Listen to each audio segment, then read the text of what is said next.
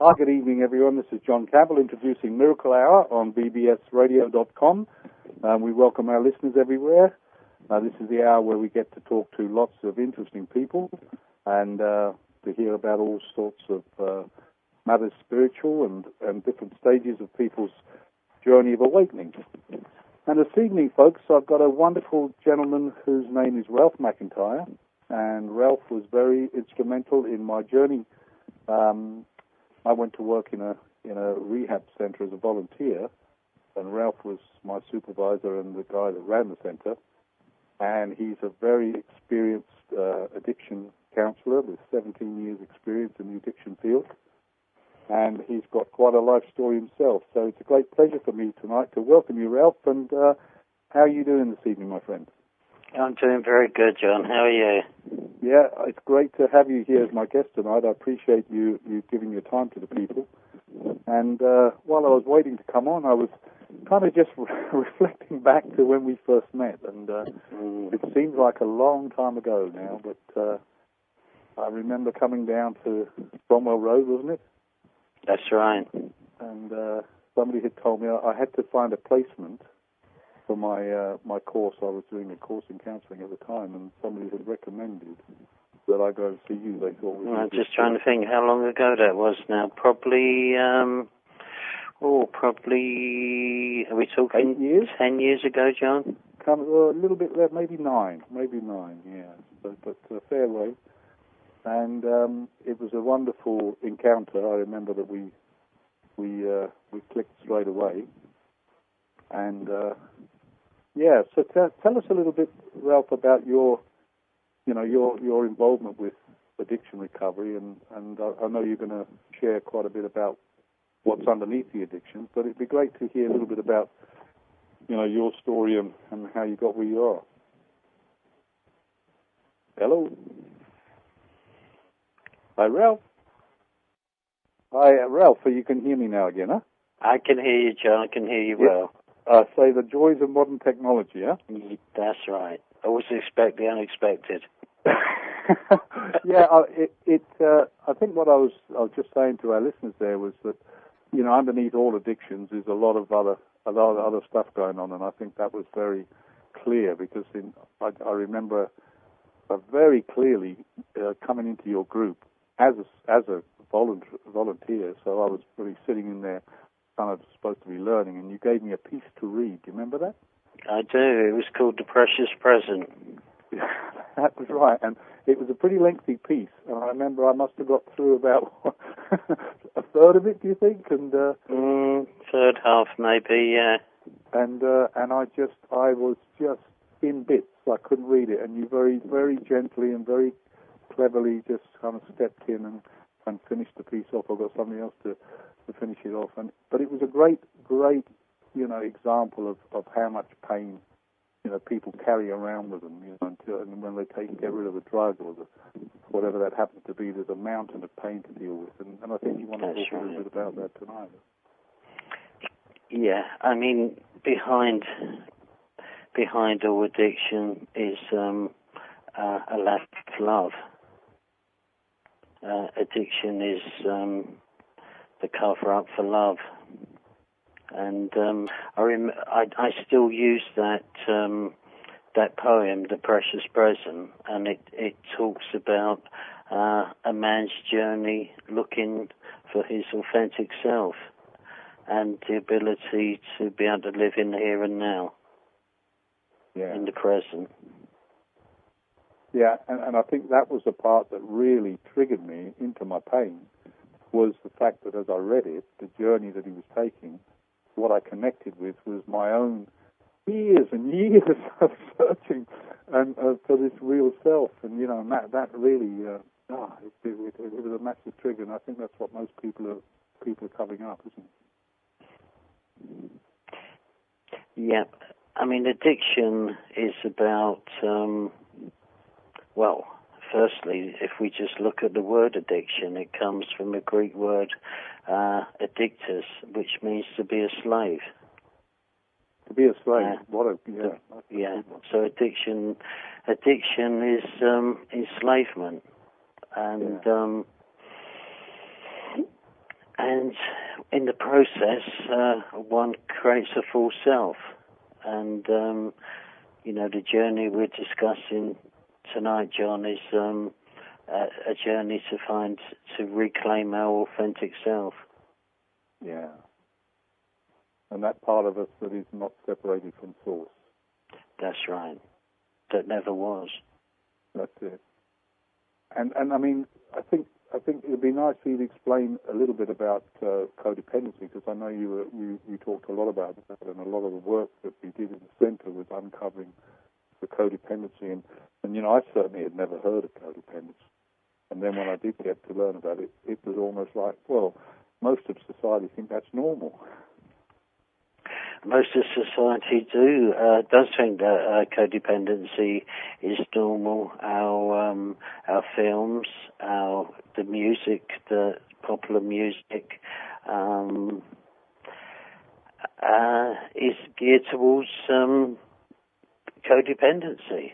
Yeah, promoting codependency. Could you explain a little bit to our listeners what you see? How would you describe codependency? Well, codependency is an addiction. It's people addiction. It's an addiction to being needed. So within codependency, you cannot be codependent on your own. You need two players. One is the hostage. The other is the hostage taker. And within a relationship, it's very possible for one to play one role at one time and then to reverse it. And perhaps another way I could describe it, John, is you've got the codependent, and then you've got their partner. The partner will be grandiose, will be invasive, will present as being very, very self-assured. But in fact, all of that's a cover-up. They need a support actor to help them keep that belief system in place. And then you've got the codependent who their role is to support, because they're coming from a sense of low self-esteem, low self-worth. They're only of any value if they can support other people. Right. Has that made it a little clearer? Yeah, that explains it. And I mean, I can relate to that, because I know that before I started to go on this inner journey, I can remember people would say to me, "Oh my God, I wish I had your confidence." Yeah. And I would kind of go, "Oh my God, if only you knew, that this was such a big cover-up," as you called it, cover-up. I think that's a great term. And very often... Sorry? And very often a person will use a chemical, will use alcohol, will use cocaine, will use a drug to boost that self-confidence, that false confidence. Dutch courage, maybe it's called. Yeah, well, that's it, and that's exactly what I did. And I look back, and when I eventually put down the drink and got to being without anything, my God, it was like I felt like a 5-year-old child. Yeah. And the lovely thing about this journey of awakening, once you're committed to the spiritual, path and the healing path, is that eventually you get to a stage where that confidence is genuine. It's real. I don't feel like a phony. I used to feel like a phony all the time, but I wouldn't let anybody know that. Because I put all the camouflage on, the suit and the car and the briefcase.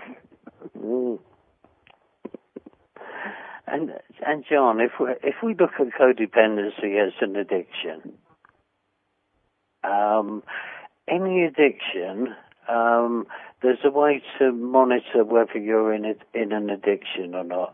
And that way is, if we've got an alcoholic, for example, the more their illness progresses, the smaller the rest of their life becomes.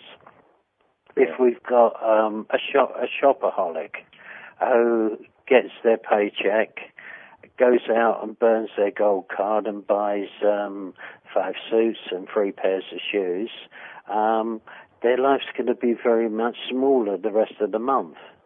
You know, for example, they may not have the money to eat or money for their children. A codependent, the more they get enmeshed in the other person's life, the smaller their own life becomes. They won't be able to choose their own friends. They won't be able to engage in their own pastimes, their own pursuits.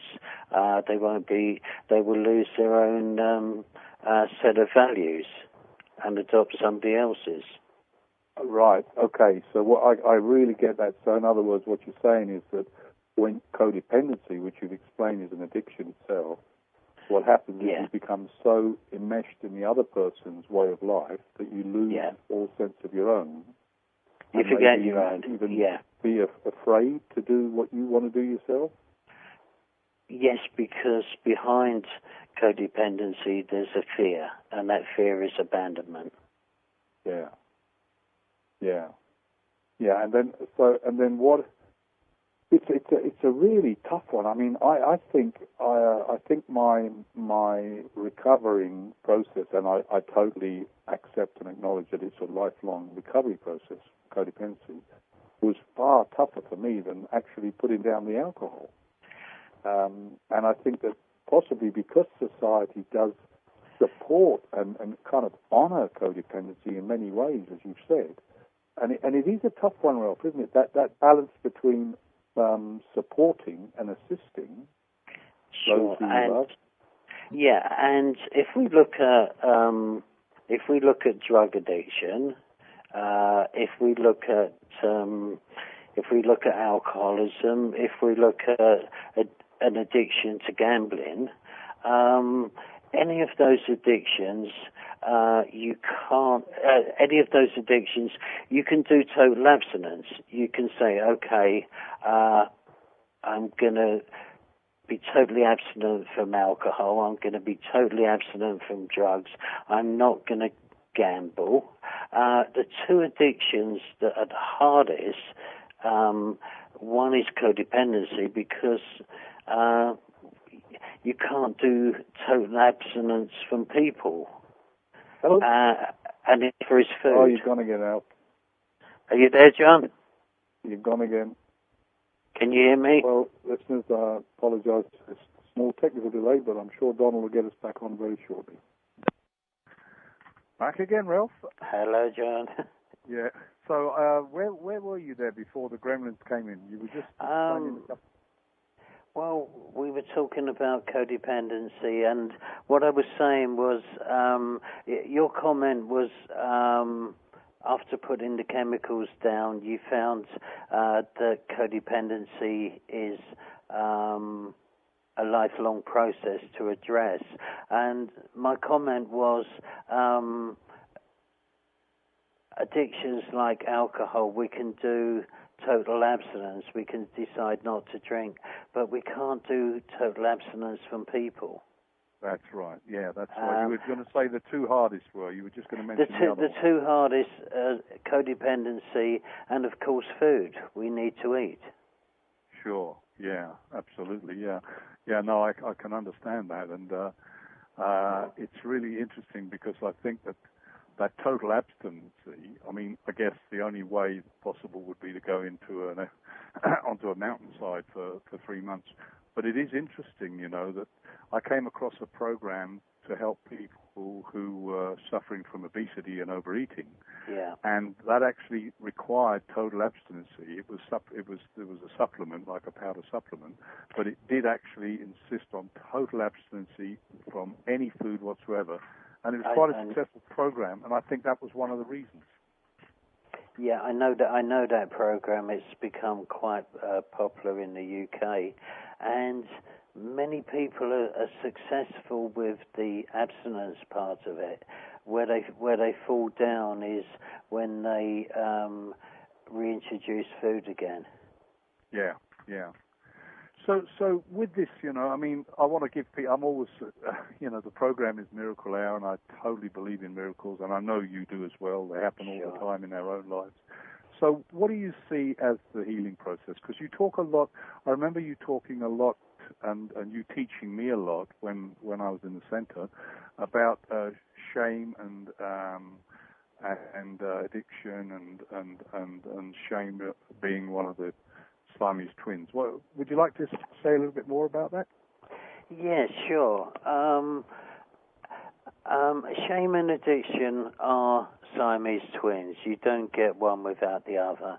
And shame is the sense of being flawed. It's a soul sickness. It's not just feeling bad about yourself. It's a sense that you're flawed to the core of your being, to your very soul.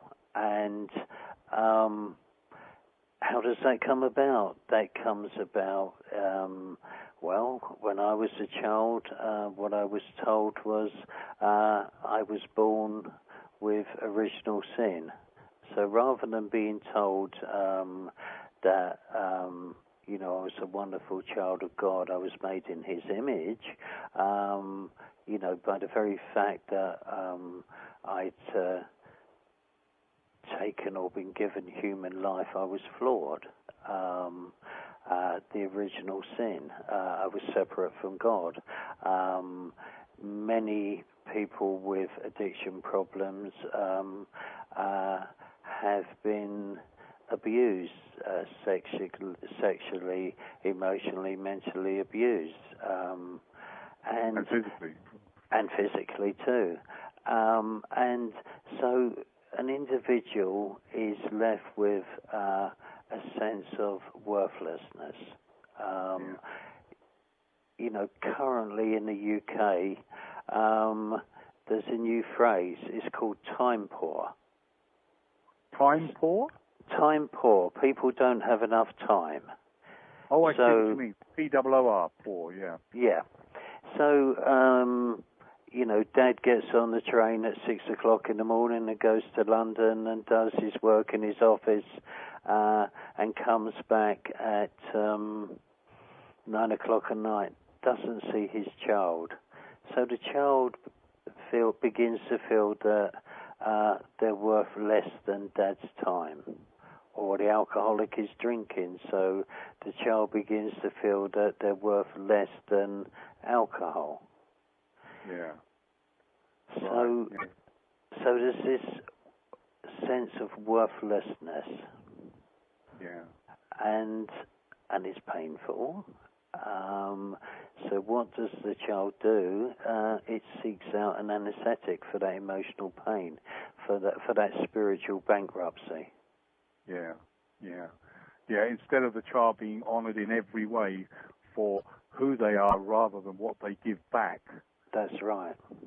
Because that's what I think is at the center of every one of us. It's one of our greatest needs, is to be accepted and loved totally as we are, for who we are. Not with reference to what we give back to somebody else. It's a fundamental need. Yeah. And a lot of children. Let me put it. Let's go back a bit further. We've got a teenager, maybe a guy, maybe a woman, and their big fear is abandonment.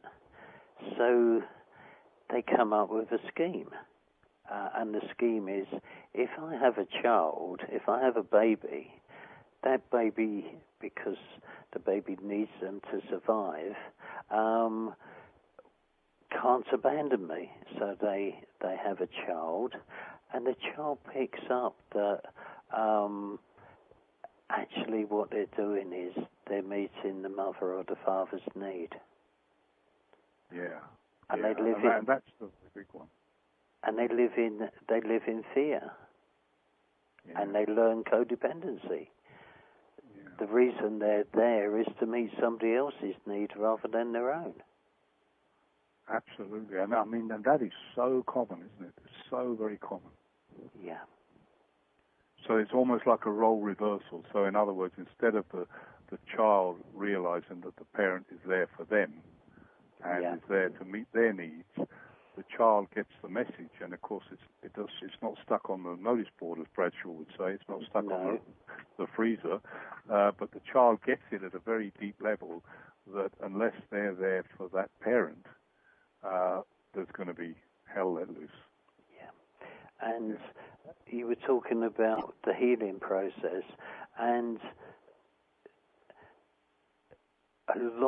the large part of the healing of the shame, the healing of the addiction, the healing of the codependency is to do that inner child work. Yeah, yeah. And so are you a great advocate then of that deep inner child work? Absolutely. I know how much value it's been in my own life. Because I was born into a family where addiction was rife. My mother was addicted to medication, prescription medication, and my father was a codependent. In fact, he was a codependent up to his very last breath. He died doing the washing up in the kitchen. And I didn't see him, but from what have been told, the look on his face was one of absolute rage. Yeah. Well, and I think that's what comes up very clear, isn't it? Because, like we said before, so many of these codependencies, I mean, they're actually honoured by society. These addictions, like, work addiction is rewarded in the workplace. Yeah. The guy or the woman, and it's both.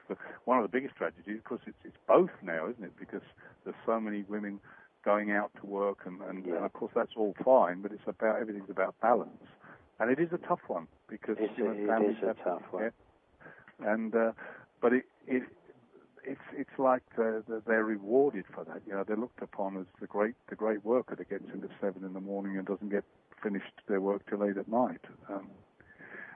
And what would you say then, in your own experience, what is the turning point? What is the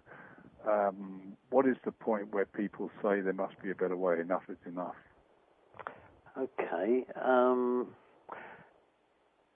People only change when it gets painful enough. When the pain of staying the same becomes greater than the fear of changing, that's when an individual changes. So what it often takes is somebody to walk in and say, "Hey, I've found a better way." Right. So there needs to be a moment of clarity where the individual that's in their codependency and their addiction is hurting enough, it's got bad enough, coincides with somebody not only demonstrating that they found a different way. Yeah. And that the person that's in their pain will recognize, their soul will recognize whether that person is genuine or not. What they'll in my clinical work, I see people, they're checking me out. They're looking for the mirroring eyes. They're looking for the echoing voice. And in psychotherapy, self-disclosure is seen as an absolute no-no, almost a taboo. But I think it's invaluable. I totally get that. In an appropriate time and an appropriate amount, I think that's right. But I really get what you said about looking for a mirror, because there is so many people. This is my experience anyway. Is doing this work, working in this field, and actually using their positions. Doing this work, who haven't done the kind of inner work you're talking about, which you advocate so much, and which I do as well. I'm absolutely committed to that, you know. But there are so many people who don't want to go there and don't do that, and they actually end up using the clients as a way of avoiding looking at themselves. That's and right. I think that's a point that's really important to get across. And sometimes these people, you know, get and occupy high positions, and it's a very, very subtle one, isn't it? And it's a very subtle one, and it can, again, replicate the codependency. The client is meeting the counselor or the therapist's needs, and at its worst, it can become secondary abuse. Absolutely, yeah, absolutely, yeah. No, and that's a very big thing to get across. So I always advocate to people that ask me about, you know, going in and getting assistance to really check out their therapist. They have every right to ask as many questions of their therapist as the therapist can ask about them, I believe. Yeah, certainly when somebody phones me up and they're looking at the possibility of me working with them, what I suggest is that we meet up and we interview each other. That's wonderful, Ralph. That's what I found with you. I mean, you know, when you talked about the mirroring eyes, I knew I was in the right place, because I think when I came for my first interview, we sat in that little room at the back behind the kitchen. Yeah, that's right. And I think I was bawling my eyes out after 15 minutes with you. You know, and that was a great, if you like, great validation, because it meant my child felt safe enough to come out and express the pain. Yeah. And it's incredible, you know, how many people are running around with oceans of tears. I remember feeling like I had this frozen lake on my chest. I think we used to talk about it, you know, you used to talk about wanting a blow lamp to melt thaw it out. Yeah. Is there a way we can put a blow lamp on this? Yeah, absolutely. And what do you... And all it takes is a little tenderness.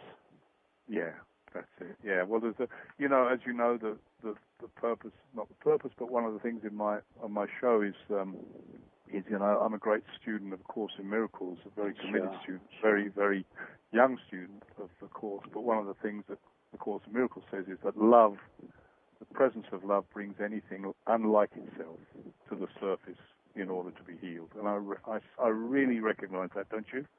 I do, because if we cut right back, there's really only two emotions, fear and love, and fear and love can't coexist. Yeah, and that's exactly what the Course is saying.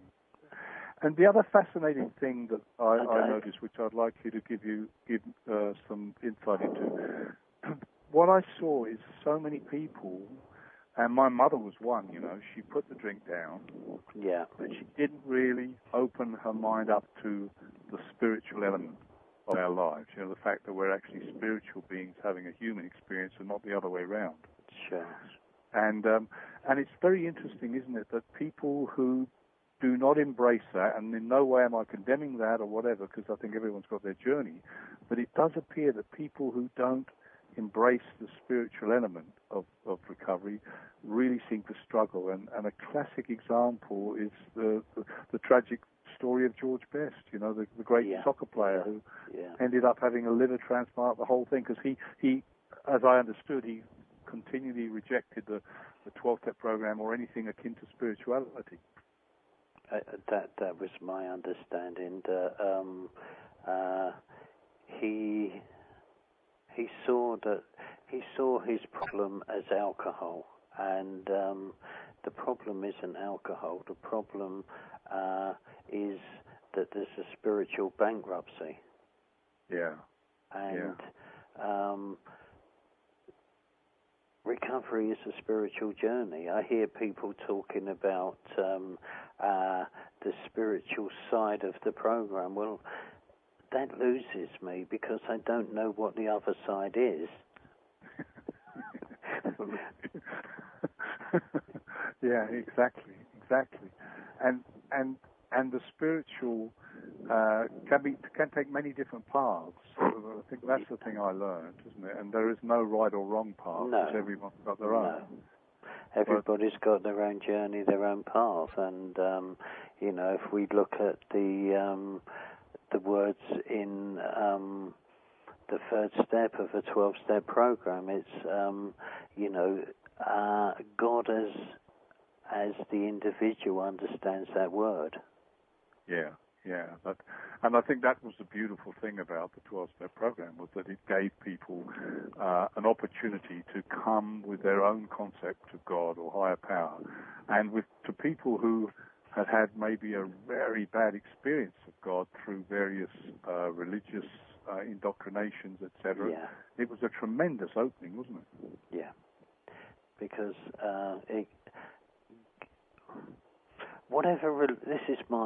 this is my belief and my understanding.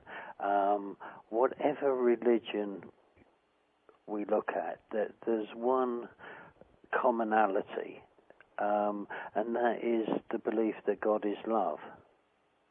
Yeah. And LOVE, love, life's only vital emotion. It's vital. It's the only emotion that. We were talking about George Best, but if a person puts down the chemicals, starts their recovery process without increased spirituality in their life, there's a sense of rage. Is that it? Because what they're doing is a very, very cruel thing to themselves. They've taken their anesthetic away for their emotional pain, but they haven't put something in its place. And what needs to come in the place of the chemical or the person, if it's codependency, is love, is God. Yeah, and that's so true, I think, and I think people eventually get that. And it's also interesting how that path develops, because I know that in my own case, I went down the church route to start with, and fortunately I was just in touch. I was enough in touch with my intuition and my feelings, and that it didn't quite fit for me because I kept hearing separation. Yeah. And there was some part of me that knew that it wasn't supposed to be like this. The whole idea of love was a universal thing with me. Yeah. And that we're trying to get rid of the concept of separation, and that's what I found and I encountered, and that may not be everybody's experience, but it was mine. And in the end, it just carried on until I found what fitted with me. So when the saints go marching in, there's going to be no first, no last. We're all going to go together, John. That's it. That's the point. I love it. I think the Buddhists that say, the ship don't sail till everyone's on the ship. That's right. It's lovely. It's a lovely concept. Because we're all one.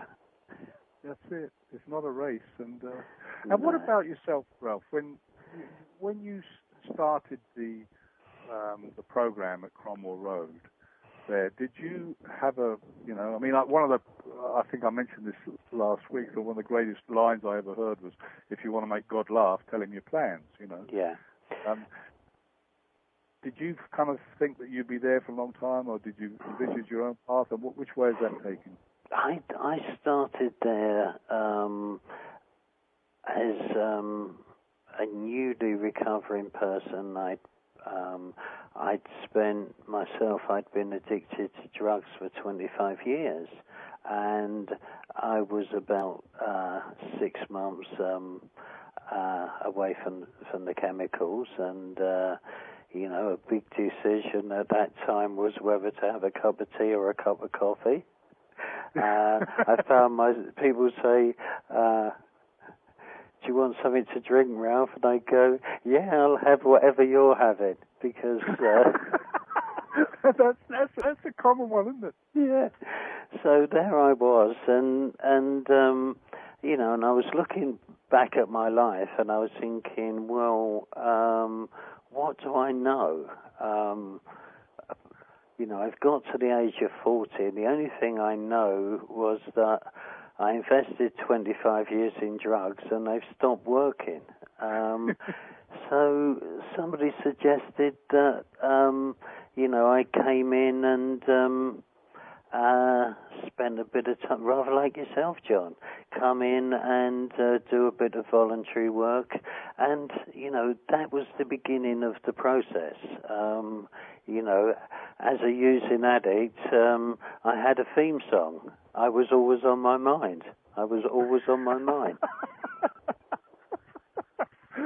what I love. I must say, I loved working in there with you because, regardless of the amount of pain and some of the stories you hear, I mean, they are amazing, aren't they? Incredible stories. Yeah, and I always felt very humbled. But whatever happened, there was always, a good whack of humour as well involved, and I just have very happy memories there, And that's part of the healing process, not to laugh at another person, but to be able to laugh with them. Absolutely, and laugh at ourselves. I think for me, laugh at ourselves and laugh, and within that, the other person will find some empathy, some identification. So, no, I didn't have a plan, but what seemed to happen, and what always seems to happen, is that the right people gravitated to Cromwell Road. Yeah. And people like yourself, John, and it became. I remember in the hallway, one of the residents had done a painting of the house, and the painting was called The House of Love. Oh, how wonderful! Yeah, and it was, what you created there was very, very special, and of course it ended up closing down, didn't it? Because of funding, was it, or something? I don't know. Yes, because of funding, and but you see, what I found is if you work for the higher power, or if you work for the Holy Spirit, Great Spirit, whatever words you want to use, the higher power pays the wages, and that's not always in cash. Absolutely. Isn't that amazing? I mean, that is something which is really powerful, Ralph, which I know is true today. I absolutely know is true. And that's why, I guess, they emphasize in the program the importance of being in service. And, of course, being in service can be in many, many different ways. Doesn't necessarily mean that we go kind of, rescuing alcoholics and drug addicts off the street, and that's one way. But there are many ways to be in service. But it is about that giving of your own experience in order to help another, and being there to. Sometimes it's listening, isn't it? It's very often listening. I remember a turning point in my journey. That same room that I first met you in, John. I was sat in there myself, and I was talking to somebody about me, and the person was listening, and I hadn't had that for so long. A human being that was actually being attentive to me, and I began to feel my spirit rise. At that time, it was like my spirit had almost gone out, like a candle that's kind of spluttering in the wind. Yeah. And that, I don't know how long, 15 minutes that he was there for me, gave his time to me, listened to me, just allowed my spirit to burn a little bit brighter. Yeah. Oh, it's so true. I mean, and if we could, I'm passionate about parenting and kids and everything in that area. Sure. I think one of the greatest gifts we can give our kids and any human being, our partners or whatever, is the gift of listening. And and that can be made into a regular ritual. One of the exercises that I learned on this journey was the listening exercise, where you just sit with your partner and you just listen, and one of you talk for 15 minutes or 30 minutes, whatever, and then there's nothing said at the end of it. There's no feedback, there's no comments, there's no, it's just thank you, and then you switch over. It's an amazing experience, amazing. I've got a friend that every year they give me a wall calendar, and it's a wall calendar with quotes on it. And there was one a couple of months ago, and the quote was, before I speak, I ask myself, am I going to be honest? No, firstly, am I going to be kind? And am I going to be honest? And is what I'm going to say is it going to improve on the silence? Wow, that is powerful, isn't it? That is really powerful. So much can be said in silence. Yeah. Well, that's right. And isn't that another difficult thing when we first get into this work and self-examination? I can remember being terrified of that circle of silence, actually wanting to run out the room, not being able to sit there with nothing being said. Well, so what I found, something was being said, but it was happening between my two ears, John. Yeah. What I had between my two ears was the yak, yak, yak, the voice of what in transaction analysis is known as the critical parent ego state. Yeah. That uses words like should, ought, must. Yeah. Or shouldn't, absolutely. Mustn't. Yeah.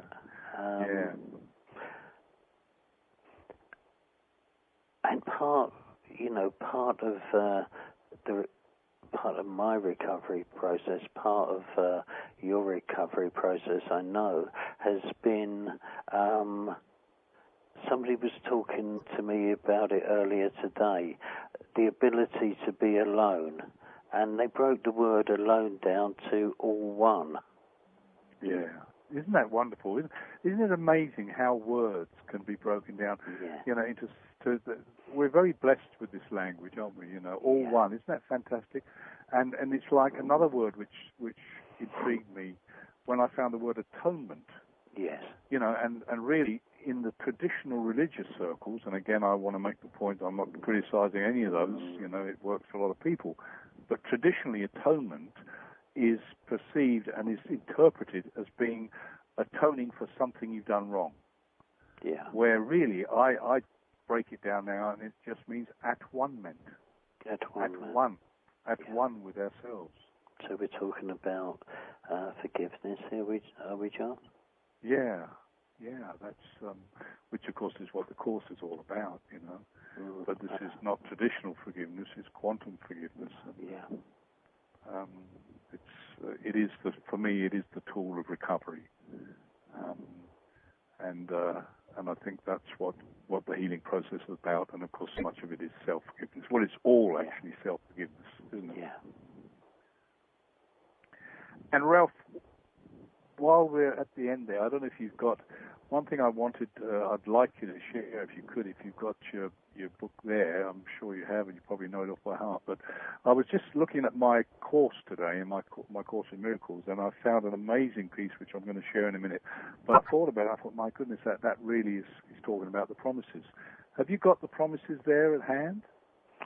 No, but I think I've pretty much got them in my head. I think you have. Would you like to share that with our listeners? Because when I used to hear them, it just gave me so much hope in those early days, Yeah. Well, I probably can't say them word perfectly, but if we are painstakingly started, if we're painstakingly honest about our recovery, we will realize that we are children of God, that we don't have to crawl before anybody. Fear of financial insecurity will leave us and we will find that God is there for us. which we were unable to do for ourselves. Yeah, and it was beautiful, wasn't it? I mean, it gave so much hope, which is one of the first stages, I think, of recovery. If we can get out of that. Another thing I used to love, Bradshaw used to say about the work of a therapist, he said, working as a therapist, he says, it's a cruddy job. He said, you take people out of their misery and into their pain. Well, yeah, so I remember being told in early recovery, what do you want, Ralph? The good news or the bad news? The good news is you're going to get in touch with your feelings, and the bad news is you're going to get in touch with your feelings. Yeah, it's so true, though, isn't it? It's like taking you out of your misery and into your pain. Yeah, it's all about getting into those feelings which we blocked out for so many years in so many different ways. Because the other is misery. I mean, there's no question about it.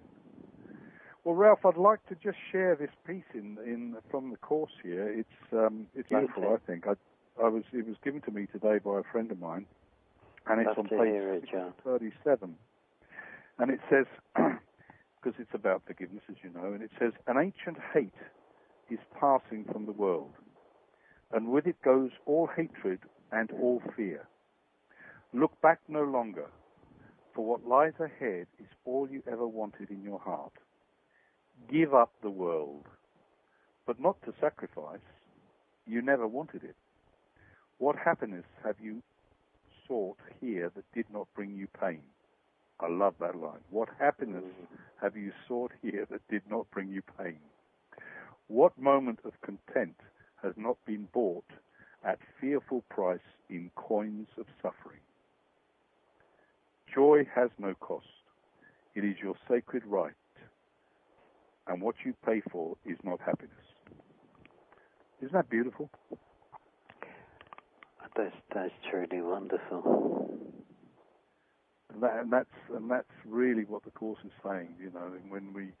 When we recognise that the material world, the physical world, and all that stuff, will only ever, at the end of the day, bring, different levels of pain and sorrow without the spiritual connection. And I think that's what this journey takes. In the end, takes everybody. Everybody comes to the point, I believe, where they say there must be a better way. Yeah, I'm kind of reminded of in Hinduism, this world is called Maya, the Great Illusion. The Great Illusion, isn't that true? Isn't that true? Yeah. So what's the rest of the day bringing to you, Rolf? What are you up to? You still into your football? I'm still into my football. I've just seen that Chelsea have brought a new player today. Good for you. And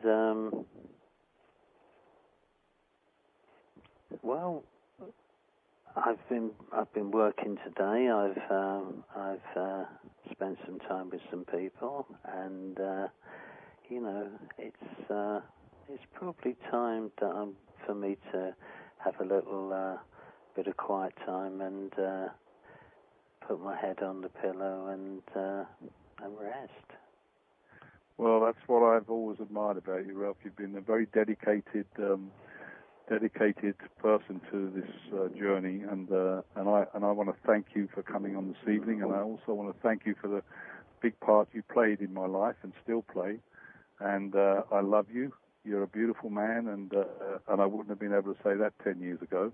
No. And we've had many happy moments together, and I know we'll have many happy moments again. So thank you for your time tonight. And if people want to get in touch with you, what's the number they call, Ralph? They can call me on 0044 1273 770 128. And it's Ralph McIntyre. Okay, right. And do you have an email address as well, Ralph? I do. It's Ralph IMac, RALPHIMCH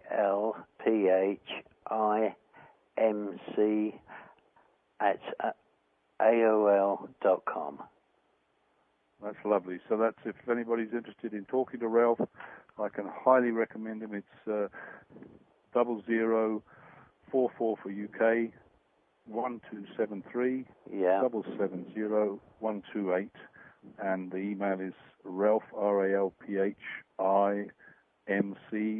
@AOL.com. That's right. So thank you once again, Sir Ralph, and have a wonderful evening, and it's been a great pleasure having you on. Thank you for being my guest tonight on Miracle Hour on BBS Radio. John, just want to tell you I love you. Thank you, my friend. Thank you so much, and we'll talk again soon. We will.